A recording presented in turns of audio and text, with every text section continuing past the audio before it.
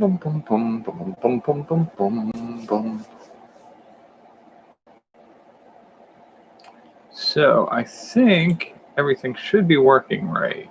It's been a little while since I had everything plugged in. I think we're doing okay. Yeah, all right. Got things set back up. We've had some big thunderstorms and windstorms and power outages here, so trying not to risk the new computers with that stuff. So I unplug everything when I have the chance, or if there's going to be a big storm when I'm away at work. I know I'm being paranoid, but I do not want to risk a surge frying my one computer that I just got to replace the others. Definitely trying not to play with things too much. And it's been super hot here. And somebody left the trash in the trash can enough that we have fruit flies in the house. Anyway, so world building on my vestiges campaign. I've been doing some putzing around for this. It's hard for me to remember where we were because so much has changed.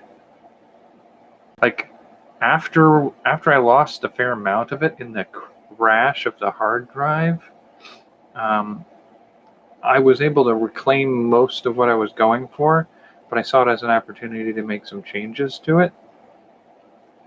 And some of that is, I can't remember how much of that is new stuff and how much of it is old stuff. But I imagine for somebody coming in right now, they've probably forgotten any of the stuff I've done before. Well, like I've forgotten some of the early stuff anyway. So just a refresher. I was doing some world building for a series of short stories and novels, as well as potentially tabletop gaming and video gaming. And so I was trying to come up with a setting that would be a lot of opportunity and a lot of space to play for my story designs.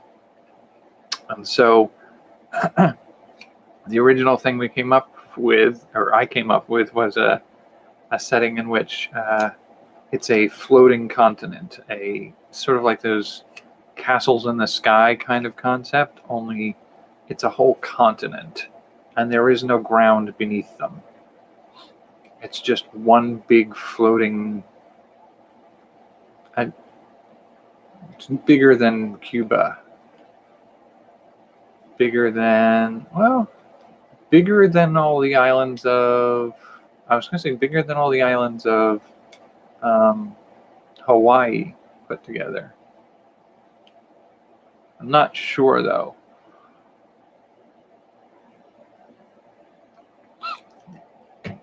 Because I do want it to be kind of like a major trek to travel across the land.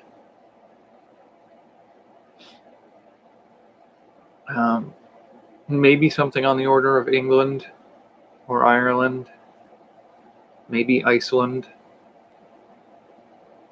Not Greenland. Greenland is too big. But at any rate, you've got a continent where there's an actual edge to the world. But when you get to the edge of that world and you step off, you're in free fall. So you're not falling, you're just 0G. You're gravity defying. So it's possible to run from somewhere inland, run and then jump off the edge of the world and coast up at an upward angle.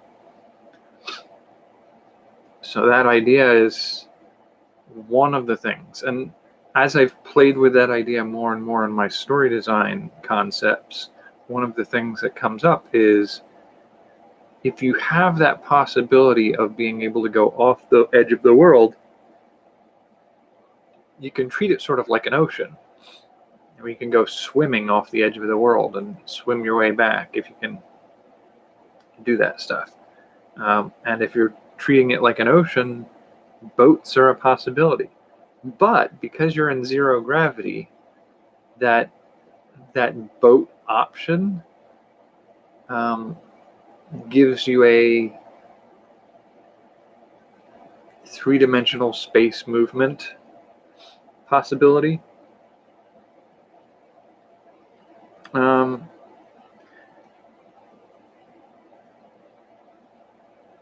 Excuse me.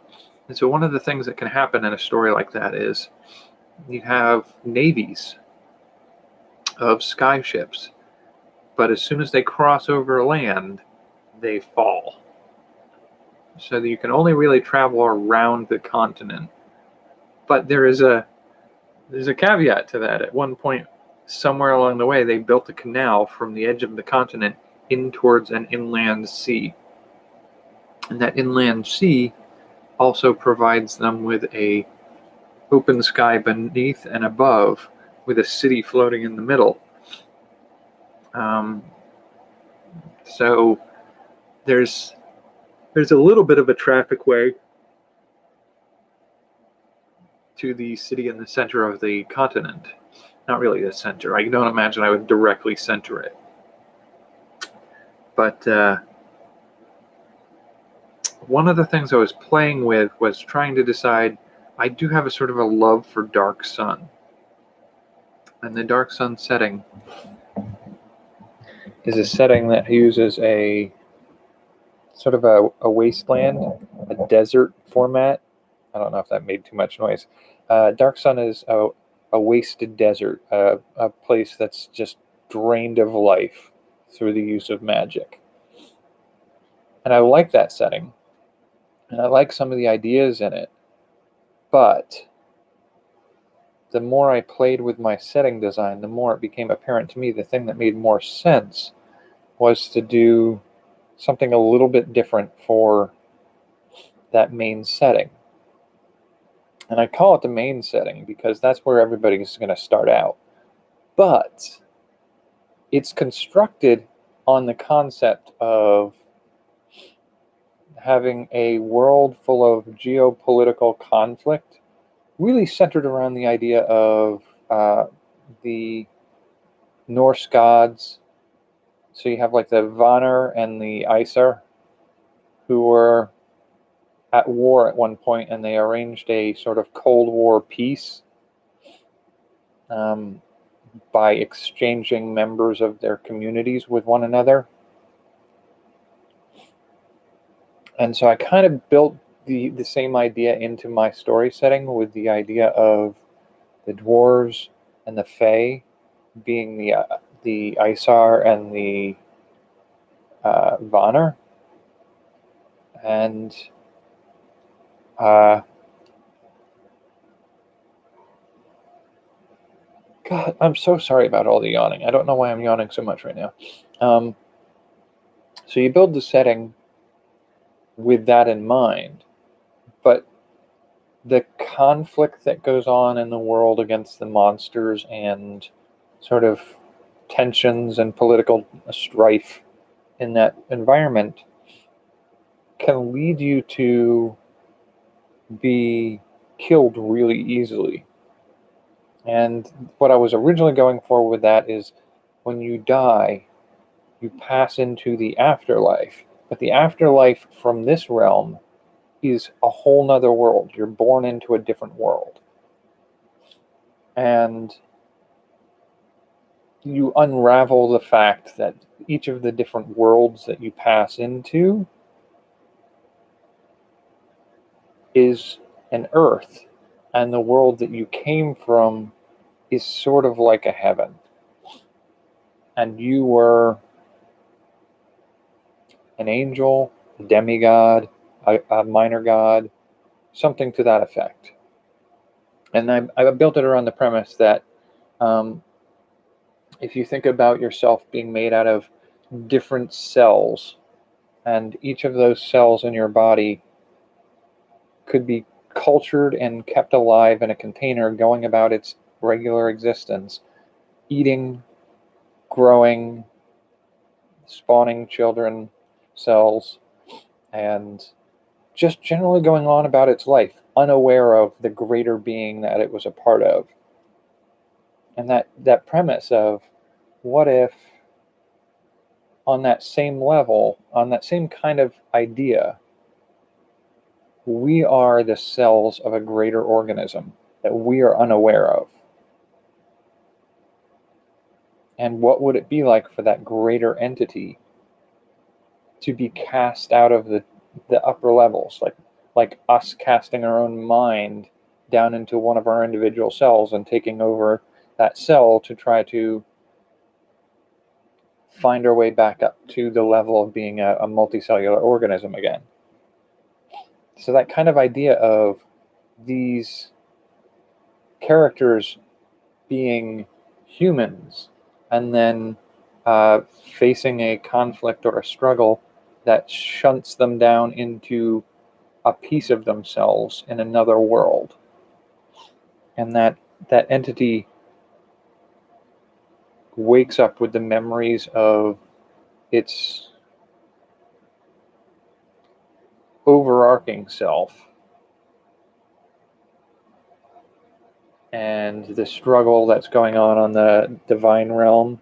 That was sort of the premise. And so I wanted to build these other worlds. And as I built them out, I kind of decided that each one of these worlds is where the original spirits in the divine realm came from.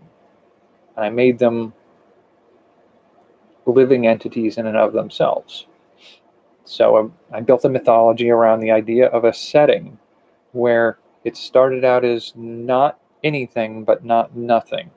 It's that undefinable nothing existed but didn't exist until it was shattered and split into something and not something. It's sort of like taking a homogeneous non-existence and forcing it to coagulate into clumps of existence. And I kind of framed it as the idea of the first mothers came into existence as a counter to the chaos entities, which I would almost place as thinking of them almost like Cthulhu or some of those other eldritch gods from Lovecraftian horror. So these entities came into existence at the same time. So when forces came trying to force their way into a non-existent universe and ruptured the stability of non-existence, they forced existence to pick a yin and yang kind of duality. And those splits brought into being the first mothers. And those first mothers are separate worlds in and of themselves. Each one of them contains within them a whole nother world. And beings came into being on those worlds and were born through the first mothers into the divine realm and became the Vanner and the Aesir type characters. So these first mother characters, I decided okay, it's meant to be a sort of a modular system where you could plug and play in different settings. But the different settings that I was aiming for were a superhero setting, a setting with a medieval superhero setting, and then a world in which you have parthenogenically reproducing Medusa, so there are no men. And then another world was a world that saw a zombie apocalypse come into being.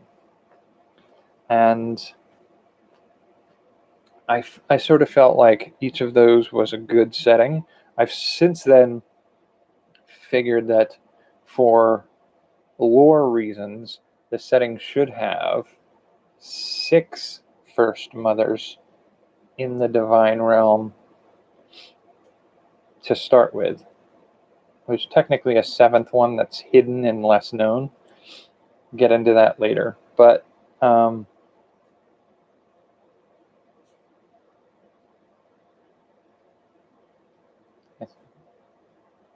what are you doing in there, dude?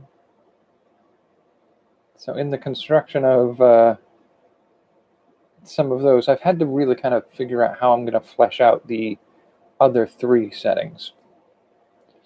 And I've come with some ideas for that, but I think we'll go into that a little bit at another time. What I'm looking at for the rest of this is looking at the overarching divine realm, is what I tend to refer to it, the Empyrean realm. Um,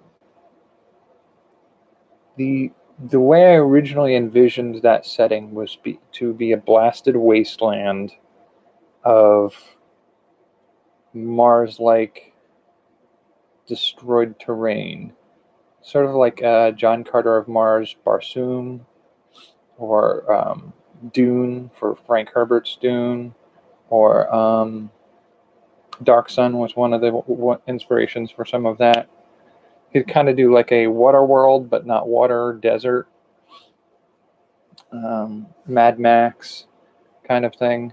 So having a setting similar to that, but the more I played with it, the harder it was to get that one to work for the Empyrean realm. So that may be shunted down to one of the sub-universes. The more I examined it, the more I wanted it to be part of the consequence, and part of the reason I wanted it to be a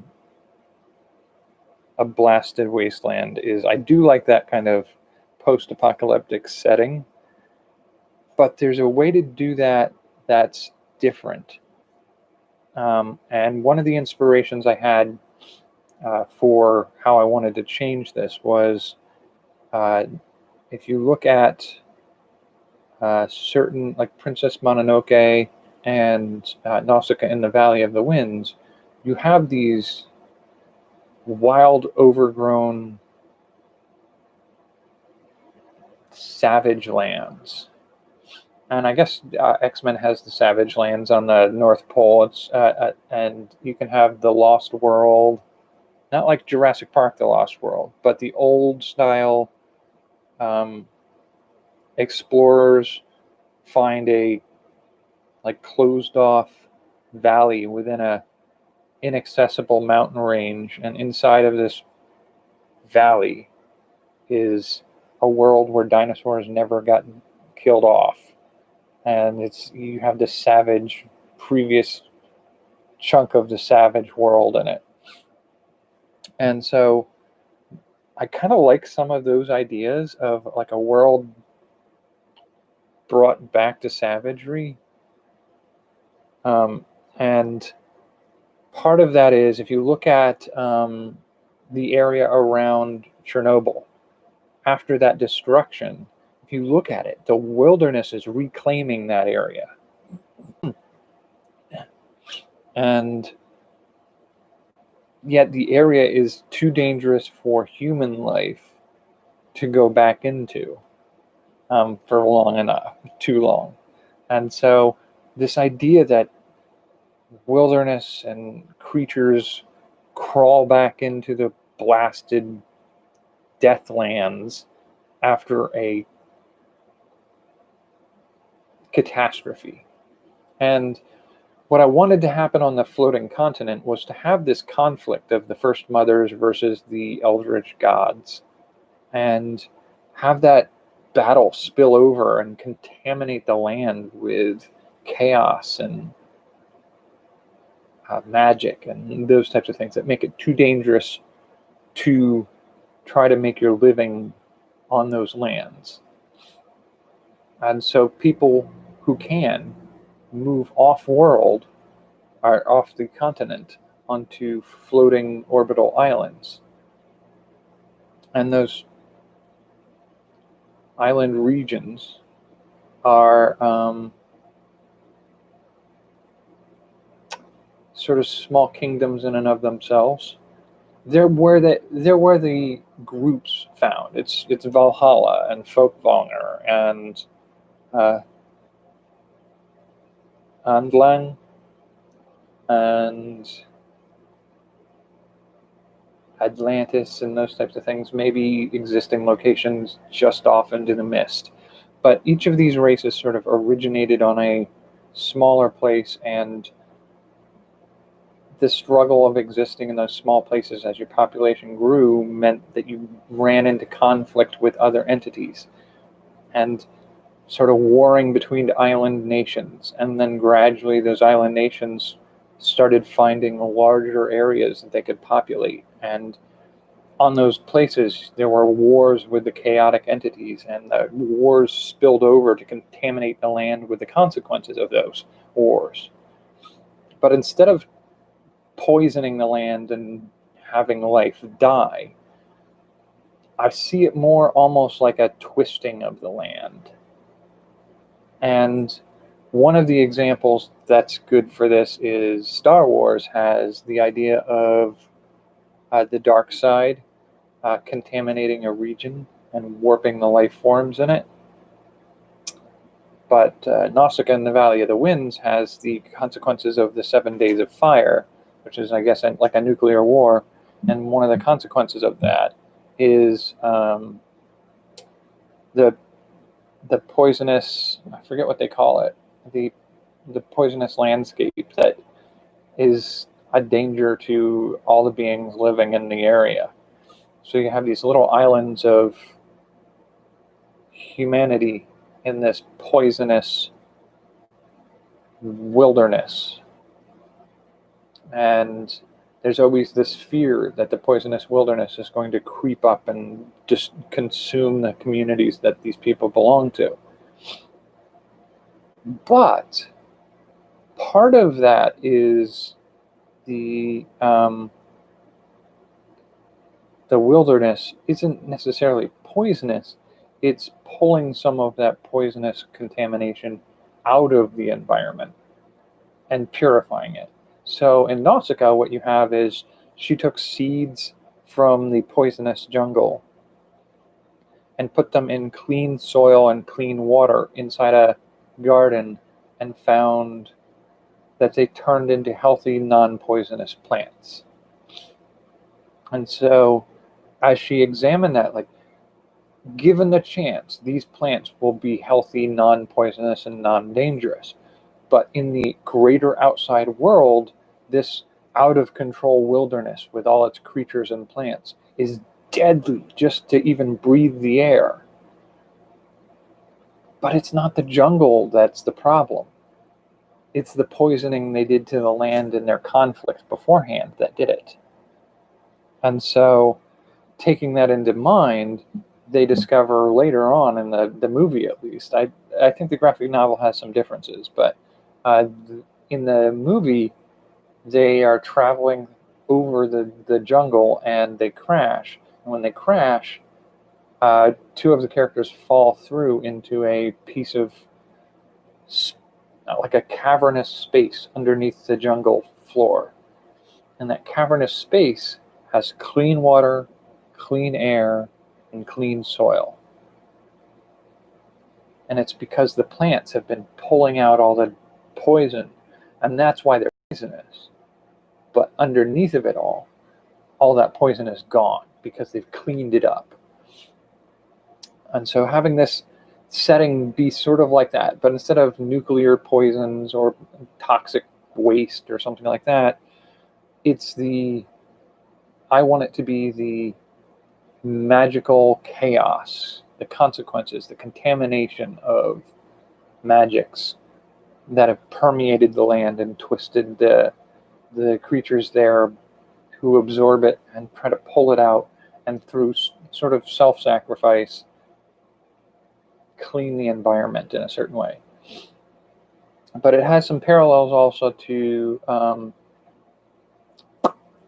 the dark side element of Star Wars, where there are certain areas that are so polluted by dark side forces that they twist the life forms that live within them. But it also has some similarities to Frank Herbert's Dune, where you have a savage land inhospitable to human life, but you have people who do their best to find a way to live within that space. And they find ways to adapt to that environment and make that environment their home. And so there's some of that going on. But having this, instead of this wasteland jungle, I don't think I'm going to, or this wasteland desert, I don't think I'm going to go like solid jungle, but wilderness, definitely. And I feel like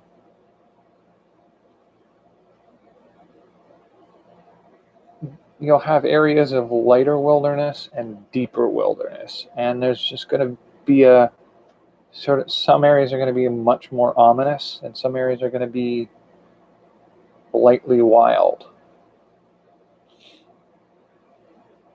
But they're all going to be dangerous places.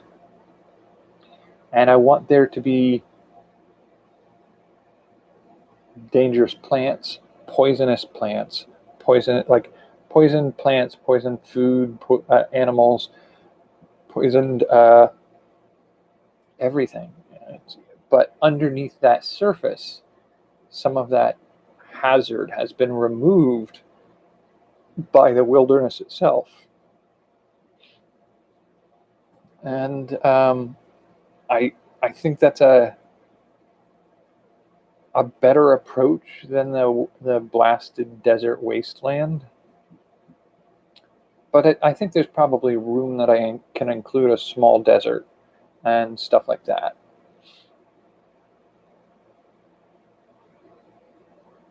Sort of like White Sands, New Mexico, where you've got the white sand deserts in the middle of the continent. So I think that's where I'm going with this design. And part of it is also the cultures that I sort of built around the different groups within the setting. You have the they don't know it.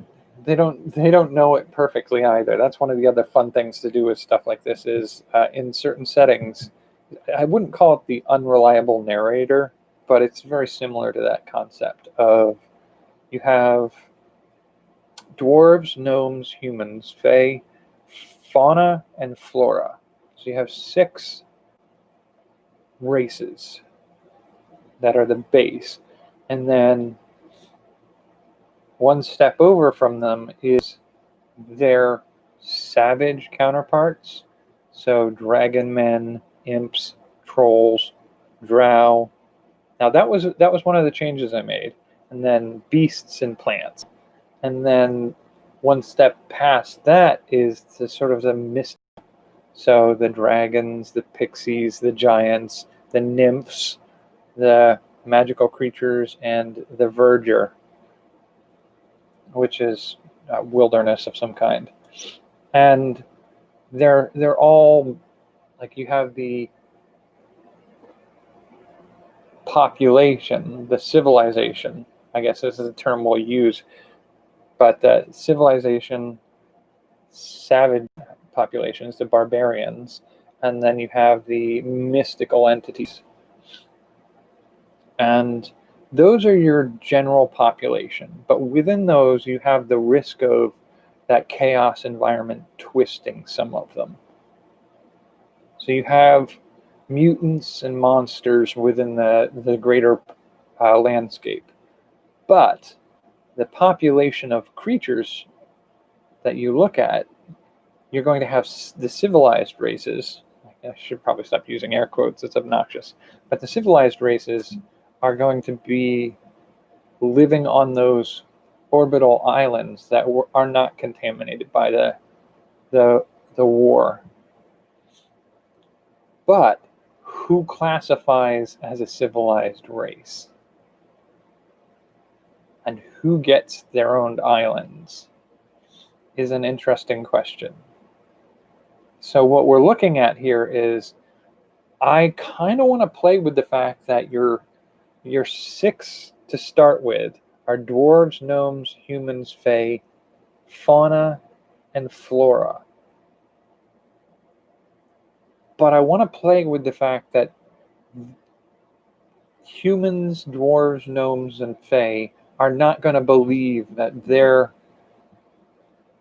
other 2 companions on their caste of civilization would be plants and animals. They're like, no, no, no, no, no, no, no. We're above those things. Just like the famous quote of the famous story of two fish are swimming through the ocean, and they're looking around their environment, and they come across an older fish, and the older fish says, "Morning, boys. How's the water?" And then swims on, and the other two are like turning to each other. What is water? Because they live in it. They don't understand what it is because they can't imagine it not being there. It's just assumed that that's what part of existence is. They don't see it as an entity distinguished distinctively from existing. Just like if you look at some of the old mythical structures of elements, Western culture uses earth, air, fire, water. But some of the Asian ones have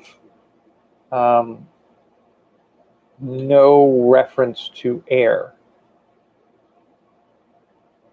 because it's just thought to exist. It's just the thing. It's not an element of its own. And so there is some of that goes on in our world. And so embracing some of that thought process of having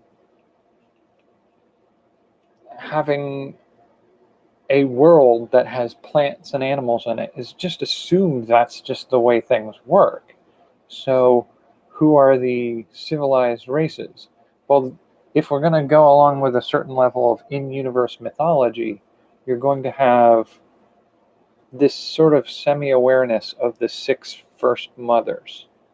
Those are your foundations. So if you're building your foundations on the idea of the 6 first mothers, you're going to look for the 6 first races. And so you're going to look at dwarves, gnomes, humans, and fae, but the flora and fauna, they wouldn't even think to call separate entities. So what they're going to look at is some of the other ones. Most likely, they're going to take a look at the drow and the kobold, or the drow and the trolls, depending on who you look at. Different groups may have a different understanding of who the 6 are, who the 6 children of the first mothers are.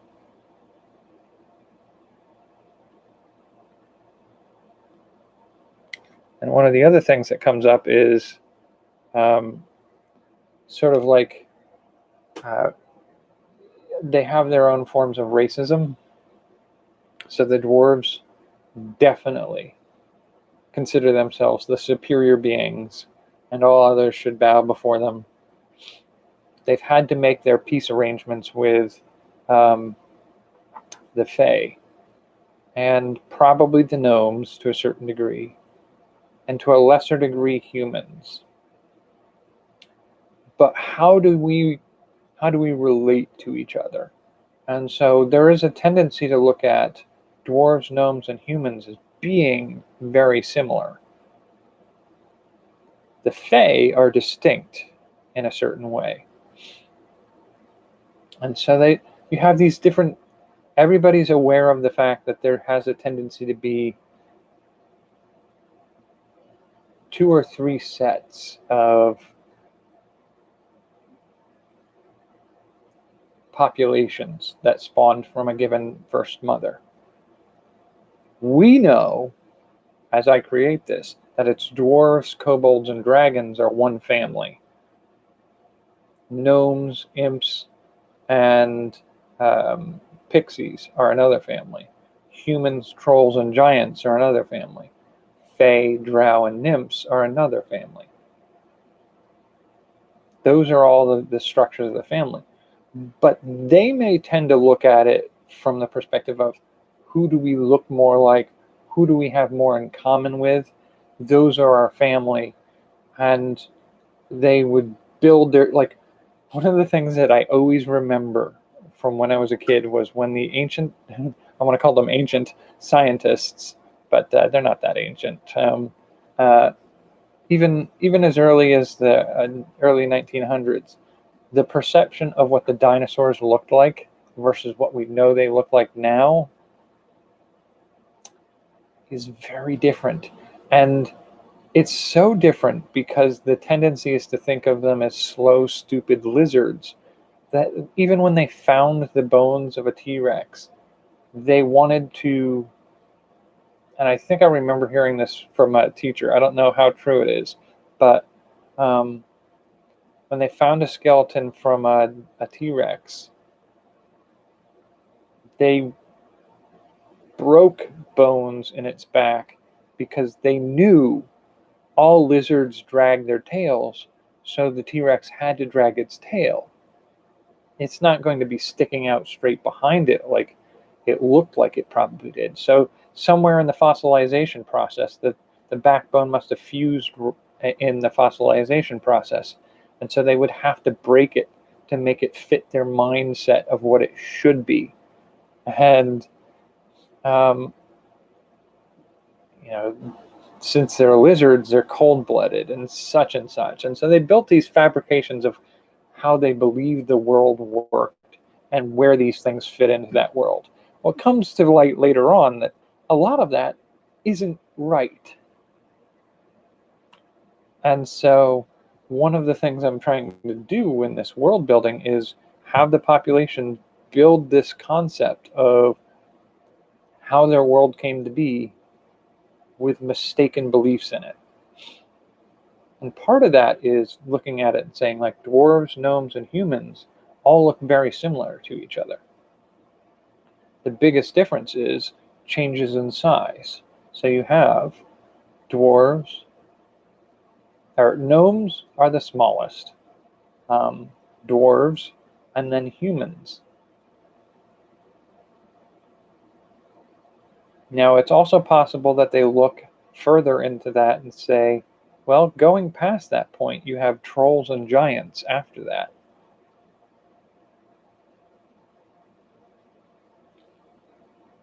So if they're looking for the first mother's children, do the dwarves believe it's gnomes, dwarves, elves, humans, trolls, and giants are the 6 children of the first mothers? Whereas the Fae would imagine themselves and the drow and the nymphs to be the first set of 3. Perhaps putting the gnomes in there, maybe the dwarves, and then maybe humans after that. Humans tend to be the kind of odd one out that everybody's a little reluctant to include them because we're chronic screw-ups. And we border on the savage races. But that's sort of kind of like not anybody really has it quite right. And different sets have different beliefs. Now, they play an important role in some of this because each of them has their own sort of dark secret. The dwarves are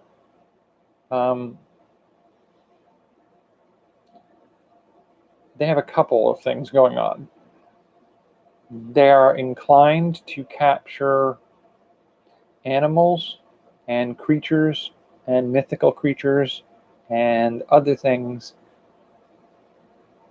that have a penchant for regeneration. Think giant salamanders. And carving off pieces of them to use as food, letting them regrow it. Kind of like one would maybe trim off bamboo shoots for cooking, but meat. But one of the other things the dwarves have going on is the idea that they are so certain of their own superiority that they sort of treat every other being like animals. And they're likely to have breeding programs to do hybrid animals. So like we take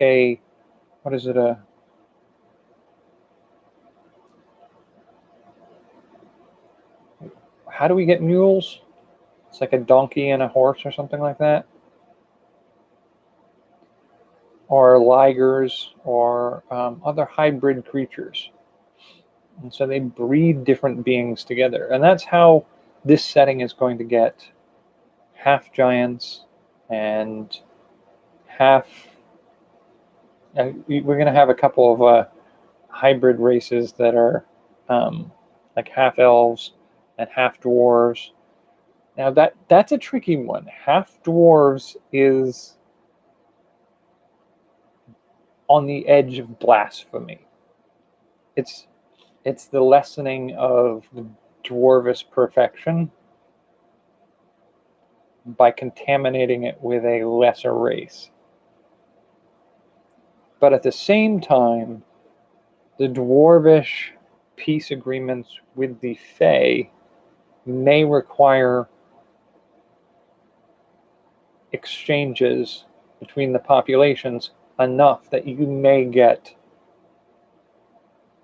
half-breeds, which would be the Alfar, which was one of the things I did when I early constructed this setting, was looking at the main races and then half-breeds between them. So between a human and a gnome, I believe, was halflings, and human and dwarf would be a half-dwarf. Human and elf would be half-elves, and so on and so forth. So the construction of these half-breeds is one of those things that was important to explore further. The similarity to some of the half-breeds that may exist between the barbarian races and the mythical races is also something to play with. And you build this huge chart of the various interbreeds. And the dwarves are directly responsible for a lot of that, because they would capture a troll and a human and breed them together to see if they could get a hybrid half-troll, and what potential value that has to slave and manual labor and make them beasts of burden. You know, and the gnomes, they have their own version of something like that to do. They have taken existing animals, and basically they're the island of Dr. Moreau. They've anthropomorphized them. That's where we get minotaurs and centaurs and satyrs and other creatures like that, harpies, those kinds of things. Those are all the consequences of the dabbling of the gnomes to uplift animal species. By the same token, the gnomes are also super into granting themselves abilities from creatures. So they're just as willing to alter themselves away from gnomish base structures to include elements of wild creatures. And so that blurring of those lines. But the biggest sin that the gnomes committed was they took some of the contaminated landscape's monstrous mutants and created a anthropomorphized sentient sapient race of the what did I call them? Scathari, the beetle people, the Umberhulks. And that's sort of the gnome's big sin. The Fae are very much inclined to preserve their existence through grafting in parts of other creatures, but they've taken it to an art form where it's sort of body modification. But instead of tattoos and piercings, they're grafting on the pieces of other creatures. So where the Fae may have a proclivity to a certain hair color or eye color, they find other colors of those things in other races, and they may vivisect those races and take the parts that are interesting to them and graft them on themselves in place of their own. And so they've made an art form of themselves using the pieces and parts of other creatures, which is creepy in and of itself, but they also have a servant race that they have produced. And their servant race is stitching together all of the other junk body parts into flesh golems and monsters. And that's that's some of the really dark, twisted stuff of each of them. The human, I haven't quite figured out what I'm doing with the humans as their dark truth.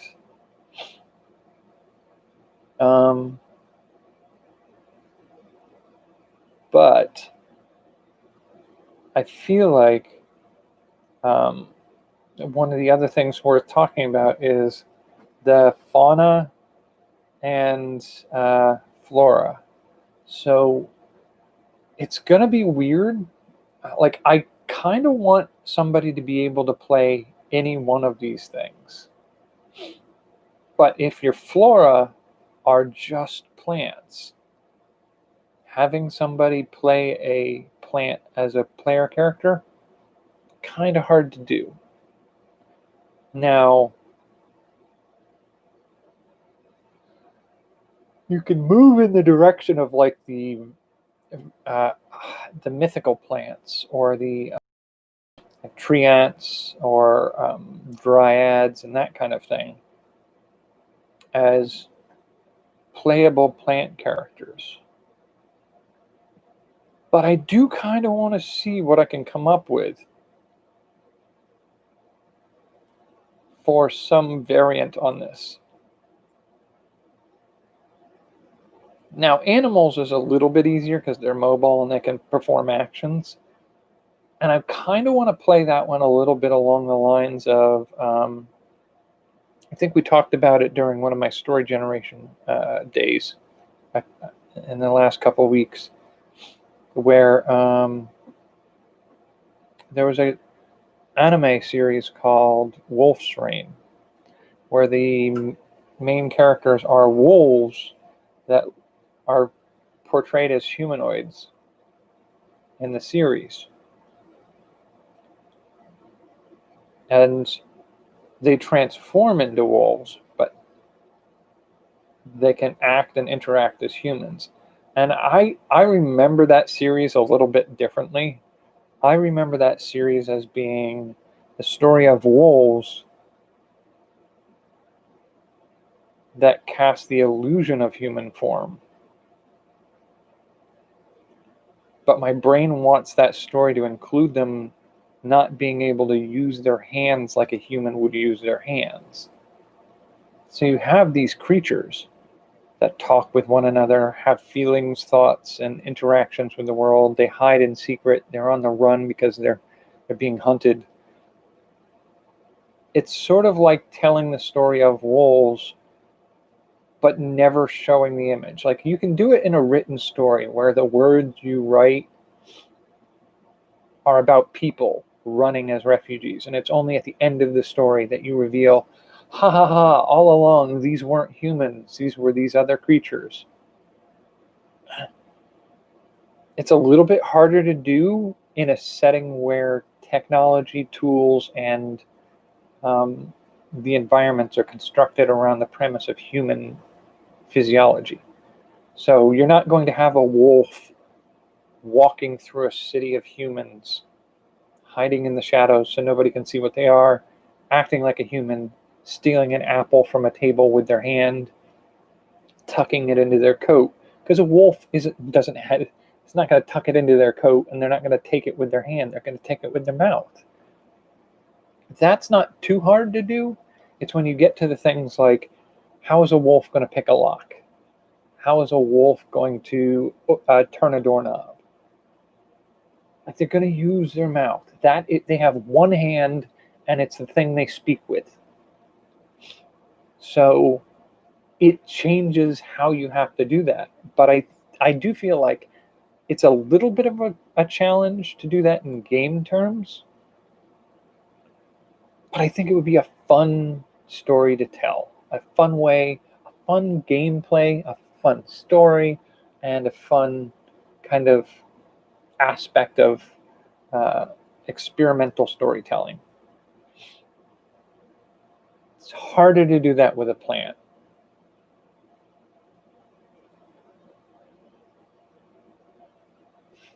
And I haven't figured that one out yet. Because it needs to be dwarves, gnomes, humans, fae, animals, and plants. And on the same token, like the next level up is the barbarian races, and that would be kobolds, imps, trolls, drow, beasts, and plants. And then the last level out is dragons, pixies, giants, nymphs, magical creatures like unicorns and griffins, and then magical plants like tree ants and things like that. And that's most, like, the mystical creatures are easier because magic makes a lot of things possible. So creatures, plants, on that scale, much easier to do. The barbarian races, the beasts and plants, I think the plants still have that same problem. The beasts are a little bit easier to do. But I think one of the things I want to do with some of that is the differentiation I'm making here is sort of along the lines of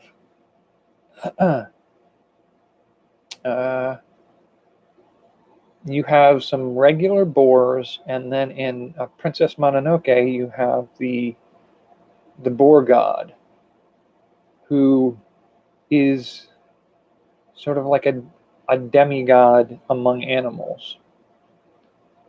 And I think that's where I want the beasts to be. But I think I'm playing around at the edges of also making them Pokemon-like creatures.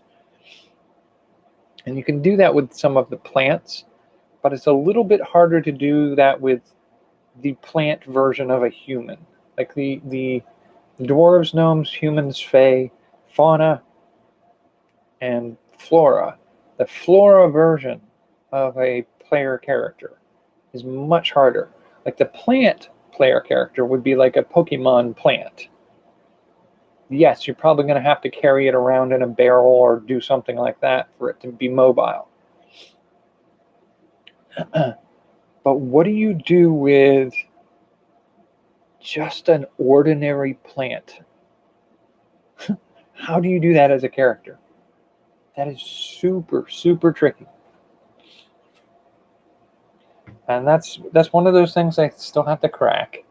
But I think once I do, it's going to make for some very interesting storytelling and gameplay.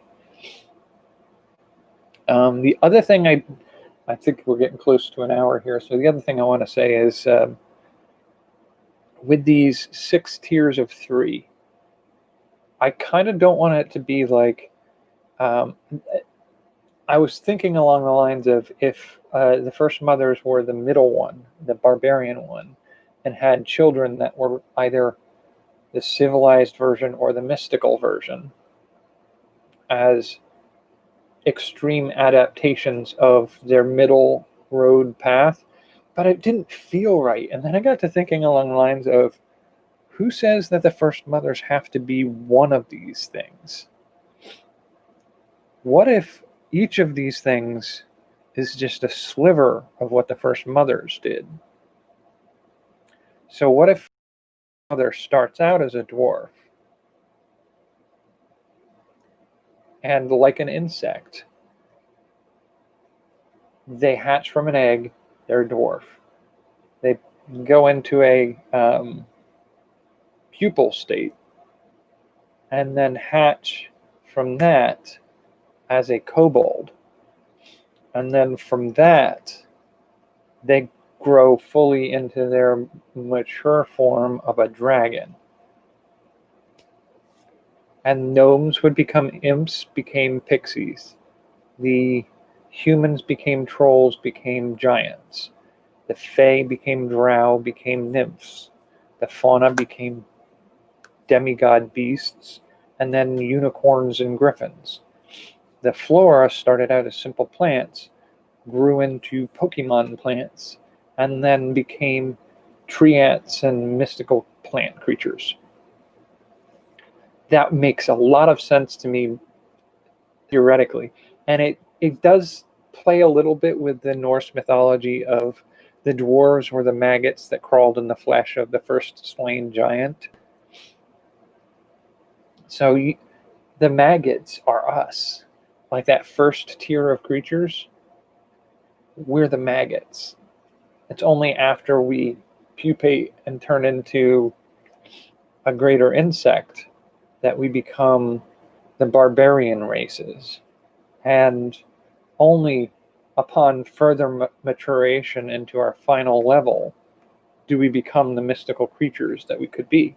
But somewhere along the way, in each the first mothers had children, which doesn't make sense zoologically, but the maggots had maggot children, and they just live at that state. And potentially there's a way to advance past that to the next level, but only if you know to look for it, and only if you're not lying to yourself thinking you're the pinnacle of mortal life. And so the dwarves would never consider themselves to be advancing towards becoming kobolds. And the kobolds might be inclined to see if they can become dragons, but they're never going to imagine that dwarves could ever be something like them. And the same sort of follows for the rest of them. Humans would never admit that they're just infant trolls that never grew up. It's sort of like a neoteny. There are certain evolutionary processes where you have a creature that looks like the pupal state of its ancestor, but it never matures past that state.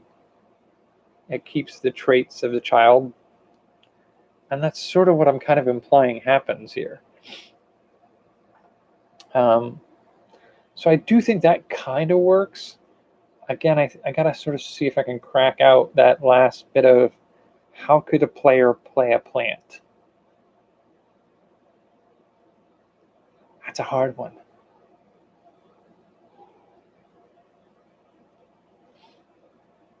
Like, how do you have adventures as something rooted in the ground?